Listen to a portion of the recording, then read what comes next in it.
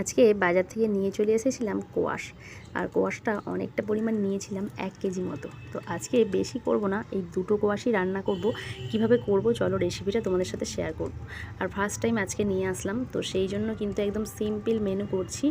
আর ডাল করছি বাড়িতে, তো ডাল দিয়ে কোয়াশ হচ্ছে গিয়ে করি। চলো, ডাল দিয়ে কোয়াশটা বানাবো না, কোয়াশটা এখন ছোটো ছোটো কুচি কুচি করে কেটে নিয়েছি। আর তারপরে কিন্তু নুন হলুদ ভালো করে মাখিয়ে জল ঝরতে দিয়েছিলাম ঝুড়ির মধ্যে। তো তারপরে কড়ায় তেল দিয়ে বেশ কিন্তু সুন্দরভাবে, যেমন আলু ভাজে, এতে আলু আর দিইনি, শুধু জাস্ট কোয়াশ দিয়েছি। বেশ ভালো করে কিন্তু তেলের মধ্যে নেড়ে চেড়ে ভেজে, আর তারপরে উপর থেকে কিন্তু দিয়ে দিয়েছিলাম পেঁয়াজ। তো এইভাবে কিন্তু কোয়াশ বেশ ভালোই খেতে লেগেছিল। আর তোমরাও চাইলে কিন্তু কোয়াশ এরকম করে ভাজা খেতে পারো, আর তার সাথে একটু ডাল হলে মন্দ হয় না। তো এই দেখো ফাইনাল লুক, আমার কোয়াশ ভাজা হয়ে গেছে। আর নেক্সট যেদিন আবার দুটো কোয়াশ বানাবো, তো কী রেসিপি করি সেটা কিন্তু তোমাদের সঙ্গে অবশ্যই শেয়ার করব। আর যারা যারা এই সবজিটা খেয়েছো অবশ্যই কমেন্ট করে জানাতে ভুলবে না। তো আমাদের তো মোটামুটি লেগেছে, খুব যে ভালো সেটাও না, অলমোস্ট পেঁপের মতো লেগেছে।